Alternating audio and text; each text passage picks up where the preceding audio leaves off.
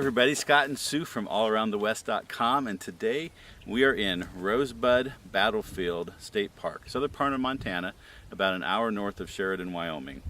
So this is a battle that happened, a skirmish that happened prior to the battle that happened at Little Bighorn.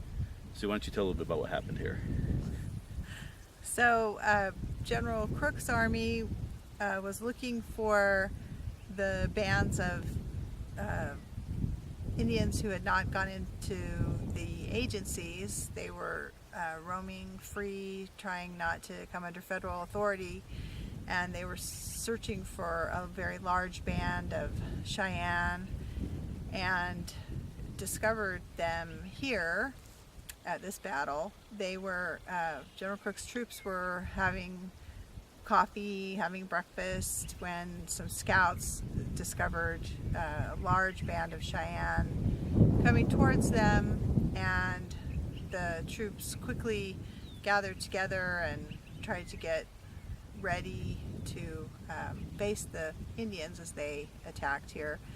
The Native American Cheyenne fought with them all day, and basically it was kind of a draw. They fought valiantly for 6 hours, both sides, and everyone just became tired, and it was getting on to be evening, and retired from the field. And then Crook took his troops back tired, ready to resupply, right? Took them back to Sheridan, Wyoming, where he stayed, and 8 days later, I think it was. Is that how long it was? Anyway, a little time later is when the battle at Little Bighorn happened. He was not available to help General Custer because he was back at Sheridan resting and resupplying, and things might have turned out quite differently if he had been there. There's also a story here from the Cheyenne Indian side about a Cheyenne warrior who had his horse shot out from underneath him, and without his horse he was left pretty vulnerable to being shot and killed. And his sister was here among them, and seeing him in that predicament, mounted her horse, rode through a hail of bullets, and to where he was, and he jumped on her horse, and they rode away to safety. And since then, because of that, the Cheyenne people have designated or have named this battle as the battle where the girl saved her brother. And she later fought alongside her husband at the Battle of Little Bighorn. And her name was Buffalo Calf Road Woman. I didn't remember that. So the area of this battlefield, it's on Rosebud Creek. It's quite an interesting area. It's off of a road. You pass through some private land to get to this state park, and a little bumpy gravel road. There's an area here on the battlefield with some markers. We're standing kind of behind that explain a little bit about the battlefield. And then there's a kind of a loop road that we drove that goes back into the back country, and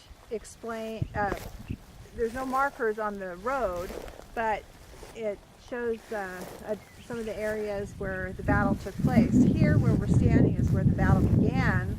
The Cheyenne warriors came from the ravine behind me, and the battle began here on this open field. But it was quite interesting to go back on that loop road. We're really back in the back farm country of Montana. Quite interesting to see back in there what it would have been like in the 18th, 19th century when homesteaders first came here. And it's a beautiful area. I mean, there's this hill to the south of us that's covered with pine trees on the top, and a very distinct ridge where I could imagine Indians coming over it, but probably wouldn't have been the case there. But it's kind of fun to go back here and see. You don't get a lot of civilization in some of these views that we saw back here. Some fences and maybe, but you kind of really feel like you're back to where things would have happened.